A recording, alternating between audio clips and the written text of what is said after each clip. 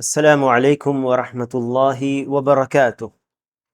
بسم اللہ والحمد للہ والصلاة والسلام علی رسول اللہ وعلی آلہ وصحبہ ومن والاہ، اما بعد۔ العقیدۃ الواسطیہ کا درس جاری ہے جو شیخ الاسلام احمد ابن عبد الحلیم ابن عبد السلام ابن تیمیہ الحرانی کی تصنیف ہے، اور جس شرح سے ہم لوگ پڑھ رہے ہیں وہ ہے اس کی شرح جو علامہ شیخ صالح الفوزان حفظہ اللہ کی شرح ہے، اور ہم لوگ پہنچے ہیں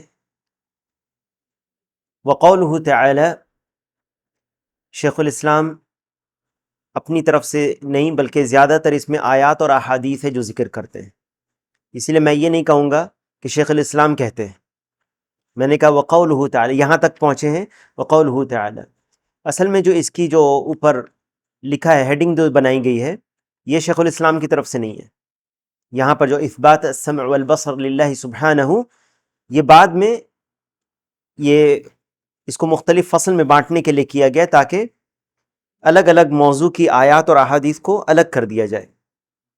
یہ تو اس کتاب جو ہے اگر یہ شروع سے آپ دیکھیں گے تو اس میں بہت کم باتیں شیخ الاسلام کی اپنی طرف سے ہے، باقی وہ قرآن کی آیات یا کچھ بات کہتے ہیں، اس کی دلیل میں قرآن کی آیات لاتے ہیں اور احادیث کو لاتے ہیں، یہی دلیل کو ذکر کرتے ہیں، اور اس کی وجہ انہوں نے شروع میں بھی بیان کر دی ہے، شروع درس میں اس کا بیان ہو چکا ہے۔ وقولہ تعالی لیس کمثلہ شیء وہو السمیع البصیر، وقولہ ان اللہ نعم ما یعظکم بہ ان اللہ کان سمیعا بصیرا۔ اس کے پہلے والے درس میں جو بیان ہوا تھا اللہ کے علم کے تعلق سے، کہ اللہ تعالیٰ کا علم، اللہ تعالیٰ نے ہر چیز کا احاطہ کر رکھا ہے اپنے علم سے، کوئی بھی چیز اس سے مخفی نہیں ہے، آسمانوں اور زمین میں کوئی بھی چیز اس سے مخفی نہیں ہے، اس زمین کے اندر کیا داخل ہوتی ہے، آسمان میں پر کیا چڑھتی ہے، یہاں تک کہ زمین کے اندر کوئی دانہ بھی چھپا ہوا ایسا نہیں ہے، لیکن وہ اللہ تعالیٰ اس کو جانتا ہے۔ تو اللہ تعالیٰ کا علم، ہر چیز کو احاطہ کیا ہوا اس نے اپنے علم سے۔ اللہ سبحانہ و تعالیٰ عرش پر مستوی ہے، اللہ تعالیٰ عرش پر مستوی ہے جیسے کہ اس کی شایع نشان ہے، جیسے کہ اس کے لیے لائق ہے، اور یہ آسمان اور زمین تمام مخلوقات ہیں جو اللہ تعالیٰ نے بنایا۔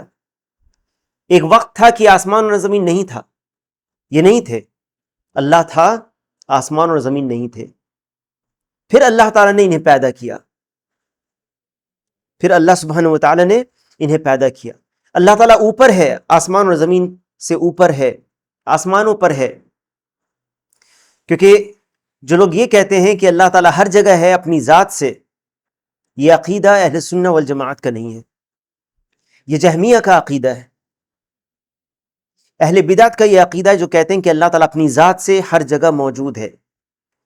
اہل سنت والجماعت کا یہ عقیدہ جس کے اللہ تعالیٰ نے فرمایا الرحمن علی العرش استوى، رحمان عرش پر مستوی ہوا،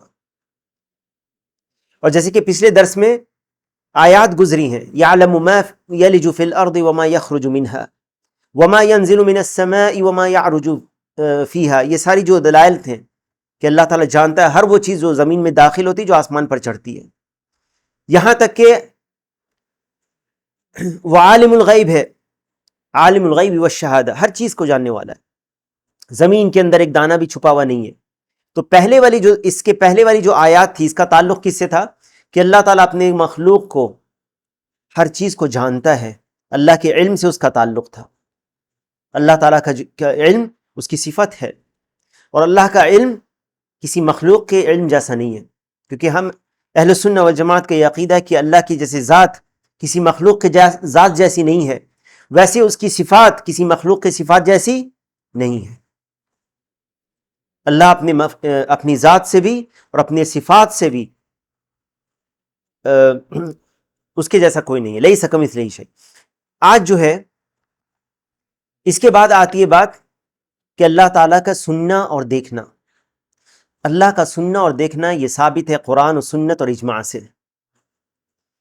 اور یہ جو دو آیتیں ابھی یہاں پر پڑھی گئیں، اس کا تعلق اللہ تعالیٰ کی یہ دو صفتوں سے ہے، سننے اور دیکھنے کی صفت سے۔ ان دو آیتوں کا تعلق، ویسے بہت ساری آیتیں ہیں جس کا تعلق، اور بہت ساری احادیث ہیں جن کا تعلق اللہ سبحانہ و تعالیٰ کے سننے اور دیکھنے سے، لیکن یہاں پر صرف 2 آیتیں بیان کی ہیں۔ اس موقع پر شیخ الاسلام نے کہا کہ وَقَوْلُهُ تَعَالَى لَيْسَ كَمِثْلِهِ شَيْءٌ وَهُوَ السَّمِيعُ الْبَصِيرُ، اس جیسی کوئی چیز نہیں ہے، یعنی اللہ جیسے کوئی نہیں ہے۔ لَيْسَ كَمِثْلِهِ شَيْءٌ، مثل، اس کے مثل بھی کوئی چیز نہیں ہے، اس کی مثال دی ہی نہیں جا سکتی۔ فَلَا تَضْرِبُوا لِلَّهِ الْأَمْثَالَ، اللہ کی مثالیں مت دو، اللہ سبحانہ و تعالیٰ کی مثالیں نہیں دی جا سکتی، کیونکہ اس کی مثال کچھ ہے ہی نہیں۔ لیس کمثلہ شیء، کوئی چیز اس کے مثل نہیں ہے۔ پھر اللہ تعالیٰ فرماتا ہے وَهُوَ السَّمِيعُ الْبَصِيرُ، اور وہ السمیع ہے، السمیع سننے والا، ہر کچھ وہ سنتا ہے۔ وَهُوَ السَّمِيعُ الْبَصِيرُ، اور البصیر ہے، دیکھنے والا ہے۔ اللہ تعالیٰ سنتا بھی ہے اور دیکھتا بھی ہے۔ یہ صفات اللہ سبحانہ و تعالیٰ کی صفات ذاتیہ ہیں، سننا اور دیکھنا۔ اللہ سبحانہ و تعالیٰ متصف ہے ان دو صفتوں سے۔ پہلی آیت پر غور کریں، شیخ الاسلام نے اس کے پہلے یہ بات کی ہے کہ اللہ تعالیٰ نے جو جمع کیا ہے بعض چیزوں کو نفی اور اثبات کے تعلق سے، یہاں پر بھی دیکھو نفی اور اثبات ہو رہی ہے کہ نہیں۔ پہلی جو آیت کا حصہ ہے لیس کمثلہ شیء، اصل میں یہ آیت لمبی ہے، لیکن یہاں پر اس آیت کا آخری حصہ لیس کمثلہ شیء، نہیں تو آیت شروع ہو رہی ہے فاطر السماوات والارض جعل لکم من انفسکم ازواجا ومن الانعام ازواجا یذرؤکم فیہ، لیس کمثلہ شیء وہو السمیع البصیر، سورہ فاطر کی آیت ہے۔ ذرا غور کریں اس آیت پر، لیس کمثلہ شیء، اس میں نفی ہے، ہر مثلیت کی نفی ہے، اللہ کے مثل کوئی چیز نہیں، اس کی نفی ہے۔ وَهُوَ السَّمِيعُ الْبَصِيرُ، اس میں اثبات ہے، ثابت کیا جا رہا ہے کہ اللہ تعالیٰ سنتا اور دیکھتا ہے۔ کیا معنی ہے اس کا؟ اللہ سبحانہ و تعالیٰ کی جو مخلوقات ہیں، مثال کے طور پر انسان یا اور بھی جو مخلوق ہیں، اللہ تعالیٰ نے انسان کی بھی ایک صفت ہے بنائی ہے کہ وہ سننے اور دیکھنے والا ہے۔ اللہ کا فرمان ہے هل أتى على الإنسان حين من الدهر لم يكن شيئا مذكورا إنا خلقنا الإنسان من نطفة أمشاج نبتليه فجعلناه سميعا بصيرا، اللہ تعالیٰ نے انسان کو سننے اور دیکھنے والا بنایا ہے۔ پہلا جو شق ہے آیت کا لیس کمثلہ شیء،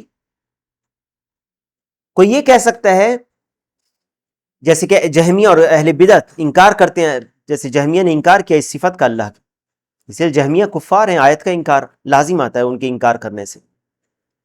تو جب انہوں نے کہا کہ اللہ تعالیٰ کو اگر ہم کہیں گے کہ وہ سننے اور دیکھنے والا ہے تو یہ لازم آئے گا کہ مثال تشبیہ لازم آئے گی مخلوق سے، کیونکہ انسان بھی سنتا اور دیکھتا ہے۔ تو انہوں نے کہا کہ اللہ تعالیٰ سنتا دیکھتا نہیں ہے، کیونکہ انسان سنتا دیکھتا ہے۔ یہاں پر جو پہلا جو ہے اس آیت کا لیس کمثلہ شیء، اس میں دوسرے گروہ جو کہتے ہیں، جو اللہ تعالیٰ کی تشبیہ بیان کرتے ہیں مخلوق سے، ان کی نفی ہے اس میں، ان کا رد ہے اس میں کہ اللہ کی مثل کوئی نہیں ہے۔ وَهُوَ السَّمِيعُ الْبَصِيرُ، تو پہلا جو حصہ آیت کا، اس سے پتہ چلتا ہے کہ مخلوق جو دیکھتی اور سنتی ہے، اس کے دیکھنے اور سننے جیسا اللہ کا دیکھنا اور سننا نہیں ہے۔ واضح ہے؟ وَهُوَ السَّمِيعُ الْبَصِيرُ، یہاں پر اثبات ہے اللہ تعالیٰ کے سننے اور دیکھنے کا۔ تو جب آپ پوری آیت کو پڑھیں گے تو اس سے پتہ چلتا ہے کہ اللہ سبحانہ و تعالیٰ سنتا ہے اور دیکھتا ہے، لیکن اس کا سننا اور دیکھنا کسی مخلوق جیسا نہیں ہے، کیونکہ لیس کمثلہ شیء، اللہ کی مثل کچھ نہیں ہے۔ تو اللہ کا دیکھنا اور سننا ہمارا اور تمہارا دیکھنا اور سننا جیسا نہیں ہے۔ ہمارا سننا اور دیکھنا محدود ہے کیونکہ ہم مخلوق ہیں اللہ کی. ہم ہر چیز نہ سن سکتے ہیں نہ دیکھ سکتے ہیں. لیکن اللہ سبحانہ و تعالیٰ کا سننا اور دیکھنا اللہ کی شان کے لائق ہے. اللہ ہر طرح کی آواز کو سنتا ہے، ہر پکارنے والے کی پکار کو سنتا ہے، چاہے وہ کسی بھی زبان میں ہو، چاہے وہ کوئی بھی مخلوق ہو. ہر طرح کی مخلوق، ہر طرح کی زبان، ہر طرح کی مصیبت زدہ، ہر طرح کے شخص کی آواز وہ سنتا ہے، یہاں تک کہ حیوان کی آواز وہ سنتا ہے بیک وقت، اور سب کی مراد کو وہ جانتا ہے اور سب کی مراد کو وہ پوری کرتا ہے. سب کی دعاؤں کو سنتا ہے اور دعاؤں کو قبول بھی کرتا ہے، عطا بھی کرتا ہے. جس کو جو ضرورت ہے اس کو وہ دیتا ہے. تو اس کا سننا کسی مخلوق کے سننے جیسا نہیں ہے. وَهُوَ السَّمِيعُ الْبَصِيرُ، اور نہ ہی اس کا دیکھنا کسی مخلوق کے دیکھنے جیسا ہے. مخلوق کا دیکھنا محدود ہے، ہم بھی تو دیکھتے ہیں، لیکن ہمارا دیکھنا اللہ کے دیکھنے جیسا نہیں ہے. اللہ سبحانہ و تعالیٰ کی مثال نہیں بیان کی جا سکتی. ایک مخلوق حقیر کمزور مخلوق سے اس قادر اور ہر چیز پر قادر اور ہر چیز کا علم رکھنے والا اور ہر چیز کو سننے اور دیکھنے والے سے. اور یہ ظلم ہے کہ کوئی مخلوق کو خالق کے برابر کر دے ان چیزوں میں. یہ ظلم ہے کہ نہیں کہ مخلوق کو خالق کے برابر کر دیا جائے ان چیزوں میں. مثال کے طور پر ایک شخص پکارتا ہے یا اللہ مدد، وہ جانتا ہے کہ اللہ تعالیٰ سنتا ہے اور مدد کرنے پر قادر ہے. وہ جانتا ہے کہ اللہ تعالیٰ سنتا ہے اور مدد کرنے پر قادر ہے، اور اللہ تعالیٰ کو کوئی چیز عاجز نہیں کر سکتی. اسی لیے وہ پکارتا ہے اس کو، کیونکہ وہ جانتا ہے امن یجیب المضطر اذا دعاہ ویکشف السوء، کون ہے جو مضطر کی دعا کو سنتا ہے اور اس کی مصیبت کو دور کرتا ہے. وہ جانتا ہے کہ اللہ تعالیٰ ہی سنتا ہے اور وہ مصیبت کو دور کرتا ہے، اسی لیے وہ پکارتا ہے یا اللہ مدد. یا اپنی دعاؤں سے وہ اللہ کو پکارتا ہے اور اپنی حاجت روائی اور مشکل کشائی کے لیے اللہ کو پکارتا ہے. اللہ کی صفات کو جان کر اور اللہ کی قدرت کو جان کر اور اس چیز کو جانتے ہوئے کہ اس کو علم ہے اس بات کا کہ اس کو پکارنے والا پکار رہا ہے. لیکن جو شخص غیر اللہ کو پکارتے ہیں اور کہتے ہیں ان مخلوق کو جو قادر نہیں ہے دعا سننے پر، یا علی مدد مثال کے طور پر، کیا وہ جانتا نہیں کہ علی ان کی حاجت روائی نہیں کر سکتے، ان کی مشکل کشائی نہیں کر سکتے؟ اگر وہ یہ سمجھتا ہے کہ علی پکارنے والے کو جان رہا ہے اسی طرح جیسے اللہ جانتا ہے، اسی طرح مدد کر سکتا ہے جیسے اللہ کرتا ہے، تو پھر اس نے اللہ کے برابر کر دیا. اللہ کی صفات میں شریک کیا کہ نہیں کیا؟ یہ شرک ہے. اور جب اس نے شریک کیا اور یہ سمجھتا ہے کہ علی بھی سن رہے، یا کوئی اور پیر کو پکار رہا ہے کہ وہ پیر بھی سن رہا ہے اور دیکھ رہا ہے اس کی حالت کو اور اس کی مدد کرے گا، تو پھر اس نے اس کو اللہ کے برابر کر دیا. اور جب اس نے پکارا تو اس سے دعا کی، اور یہ دعا عبادت ہے. جب اس نے صفات میں شرک کیا، اللہ کی صفات جیسے دوسرے کے اندر صفات مانی، تو نتیجہ کیا ہوا کہ عبادت بھی وہ کس کی کر رہا ہے؟ غیر اللہ کی عبادت کر رہا ہے. اس لیے اللہ سبحانہ و تعالیٰ کے جیسا کوئی نہیں ہے. اور اس کا علاج توحید ہے اور توحید کا علم ہے، اور شرک کا ابطال ہے، شرک کو روکنا ہے، منع کرنا ہے. وَقَوْلُهُ إِنَّ اللَّهَ نِعِمَّ يَعِظُكُمْ بِهِ إِنَّ اللَّهَ كَانَ سَمِيعًا بَصِيرًا. یقیناً وہ ہر چیز یقیناً اللہ تعالیٰ جو ہے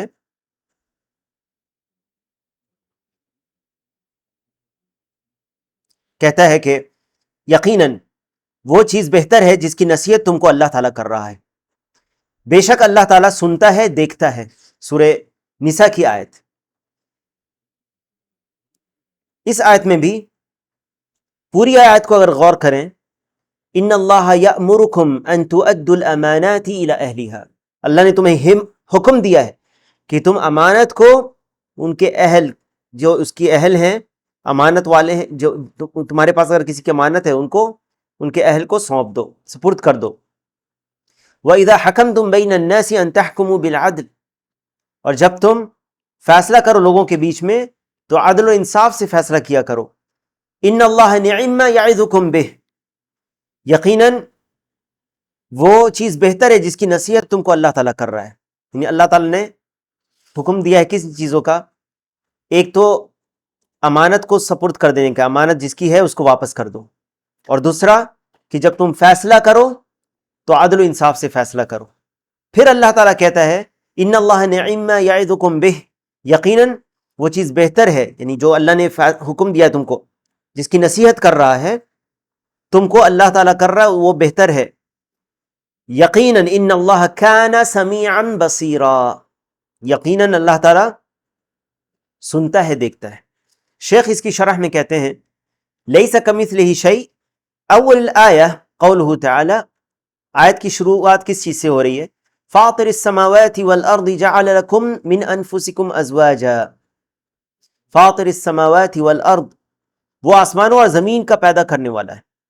جعل لکم من انفسکم ازواجا، اس نے تمہارے ہی لیے تمہاری ہی جنس کے جوڑے بنا دیے.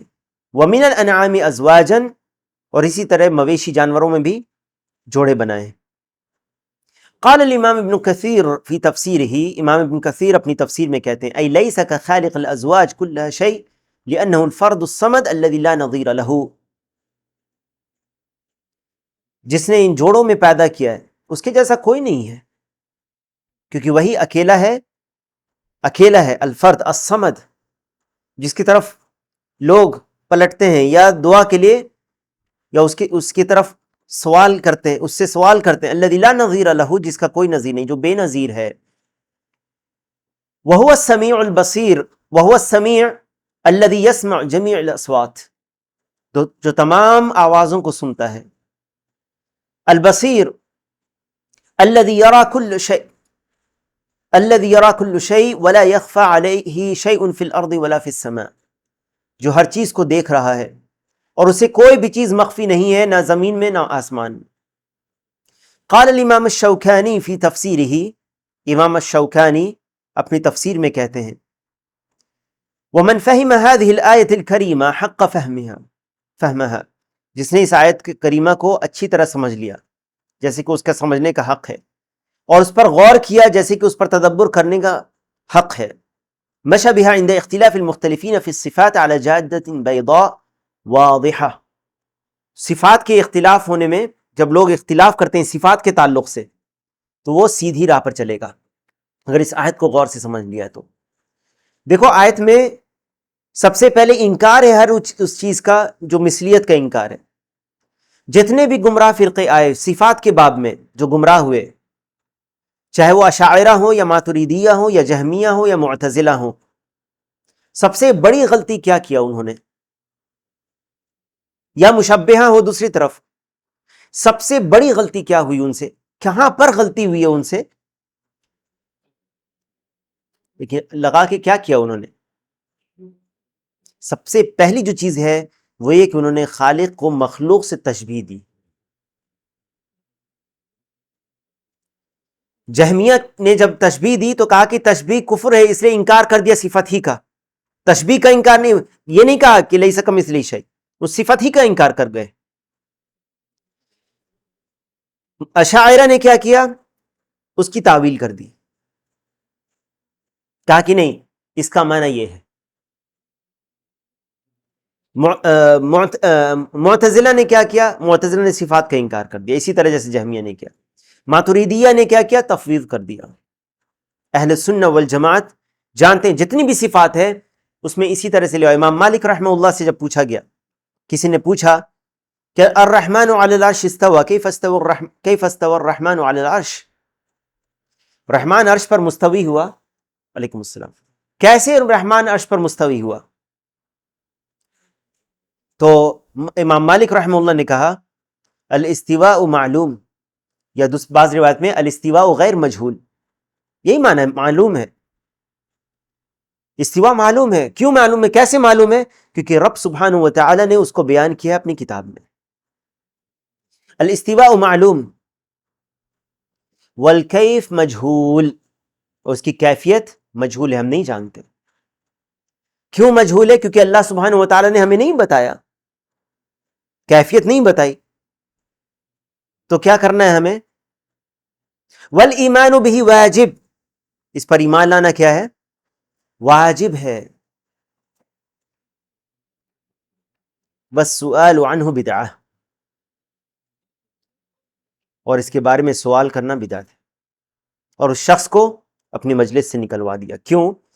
کیونکہ سب سے پہلے وہ یہی سوال جب اس نے کیا، کیونکہ سلف نے یہ سوال نہیں کیا تھا، اور جو لوگ گمراہ ہوئے اس طرح کے سوال کر کے، جس کے بارے میں اللہ تعالیٰ کے پاس علم ہے، اللہ تعالیٰ جانتا ہے اس کے بارے میں، جب ہمیں نہیں بتایا ہے تو ہمیں یہ حکمت ہے اس کے پیچھے۔ تو کہتے ہیں یہ ہر صفات میں اسی طرح سمجھ لو، اللہ کا نزول، النزول معلوم والکیف مجہول والایمان بہ واجب والسؤال عنہ بدعہ۔ اللہ کا نزول معلوم ہے، اللہ تعالیٰ نازل ہوتا آسمان دنیا پر، کیفیت مجہول ہے، ایمان اس پر واجب ہے، اس کے بارے میں سوال کرنا بدعت ہے۔ الاستواء سے جس طرح سے استواء کے بارے میں کہا، اسی طرح سے السمع والبصر والکلام، اور اللہ کا آنا اور اللہ تعالیٰ کا بات کا جو بھی چیزیں ہیں، اللہ کا ہنسنا، یہ ساری جو چیزیں ہیں ہم یہی کہیں گے اس صفت کے تعلق سے یہ معلوم ہے، اس کے کیفیت مجہول ہے، ہم اتنا تو جانتے ہیں کہ مخلوق جیسا نہیں ہے، اس کے بارے میں سوال کرنا بدعت ہے، اس پر ایمان لانا واجب ہے۔ تو دیکھو اس طرح سے اگر تم نفی اور اثبات کے بیچ میں سمجھ لیے کیسے نفی کس چیز کی ہو رہی ہے، مخلوق سے تشبیہ کی نفی ہو رہی، لیس کمثلہ شیء وہو السمیع البصیر، اس میں اثبات ہے کہ اللہ تعالیٰ سنتا اور دیکھتا ہے، تو اللہ کا سننا اور دیکھنا کسی مخلوق جیسا نہیں ہے۔ اسی طرح سے تمام صفت تم اسی طرح سمجھ سکتے ہو۔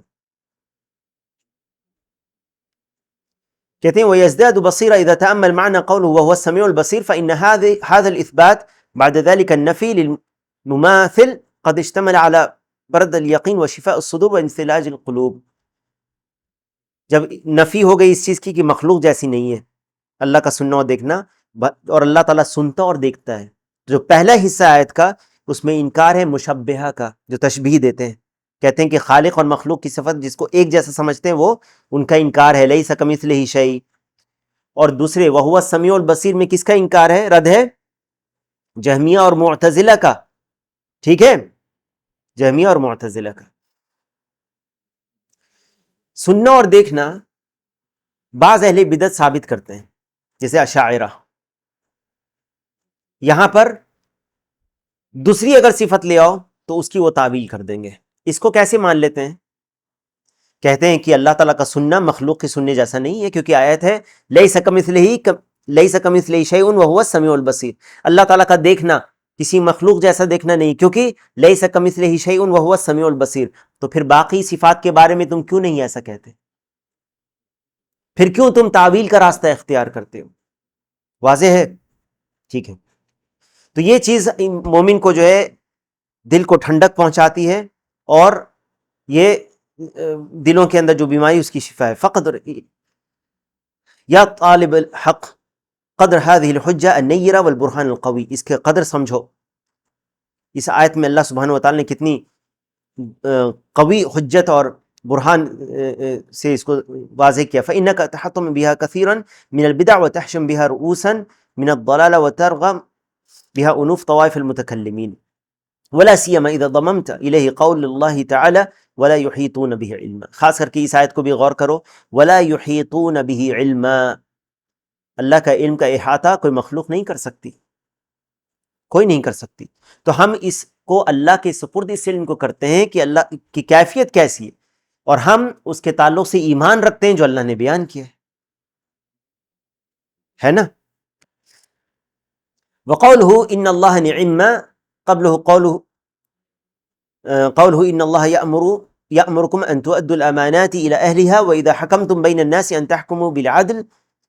جب تم فیصلہ کرو اللہ تعالیٰ حکم دیتا ہے تم کو کہ امانت کو ان کے اہل کو سپرد کر دو، اور اگر تم لوگوں میں جب فیصلہ کرو تو عدل سے انصاف سے فیصلہ کرو. نعم من الفاظ المدح وما قیل نکرہ موصوفہ کأنہ قیل نعم شیئا یعظکم بہ. کتنی اچھی بات ہے جس کا اللہ تعالیٰ تمہیں ایسا جیسے کہ یہ کہا جا رہا ہے تم کو کہ کتنی اچھی بات ہے جو اللہ تعالیٰ تمہیں جس چیز کی واض و نصیحت کرتا ہے. کیا ہے آیت کے شروع میں؟ ان اللہ یأمرکم ان تؤدوا الامانات الی اہلها. امانت والوں کو ان کی امانت سپرد کر، جو امانت جس کی ہے اس کے سپرد کر دو امانت. اور جب تم لوگوں میں فیصلہ کرو تو عدل سے فیصلہ کرو. کتنی اچھی بات ہے، اسی کو اللہ تعالیٰ کہہ رہا ہے ان اللہ نعم ما یعظکم بہ، یعنی کہ کتنا اچھی بات ہے جو تم کو یعظکم ای یأمرکم بہ، تمہیں حکم دیتا ہے کہ امانت کو ادا کر دو اور لوگوں کے بیچ میں جب فیصلہ کرو تو عدل کے ساتھ کرو. ان اللہ کان سمیعا بصیرا. دیکھو اگر تم امانت کو سپرد نہیں کرتے ہو، کہنے کا معنی یہ غور کرو، اگر تم امانت کو سپرد نہیں کرتے ہو، لوگوں کے بیچ میں صحیح سے فیصلہ نہیں کرتے ہو، تو اللہ تعالیٰ تو سننے اور دیکھنے والا ہے. اللہ تعالیٰ سن رہا ہے اور دیکھ رہا ہے جو تم کر رہے ہو. اسی لیے تمہیں یہ واعظ و نصیحت کی جاتی ہے کہ تم امانت کو اس کے اہل کو امانت والوں کے سپرد کر دو اس کی امانت، اور جب فیصلہ کرو تو عدل و انصاف سے فیصلہ کرو. کتنی اچھی بات. اور اللہ تعالیٰ سنتا ہے، سن رہا ہے اور دیکھ رہا ہے. ای انہ سبحانہ سمیع لما تقولون، سن رہا ہے جو تم کہہ رہے ہو، بصیر بما تفعلون، دیکھ رہا ہے جو تم کر رہے ہو. الشاہد من الآیتین الکریمتین، ان دونوں آیتیں کریمہ کے شاہد کیا ہے؟ ان فیہما اثبات السمع والبصر للہ، اس میں سمع و بصر کا اثبات ہے، ثابت کیا گیا ہے اللہ سبحانہ وتعالیٰ کے لیے. وفی الآیت الاولی نفی مماثلۃ المخلوقات، پہلی جو آیت ہے اس میں نفی کی گئی ہے کسی مخلوق سے مثلیت کی، مثال کی، جیسے لیس کمثلہ شیء میں کیا ہے؟ نفی ہے. ففی ذلک الجمع فیما وصف وسمى به نفسه بین النفی والاثبات، تو اس آیت میں بھی جمع کیا گیا ہے کس چیز کو؟ نفی اور اثبات اللہ کی صفت کے تعلق سے، جیسے کہ پچھلے دروس سے یہ باتیں چل رہی ہیں.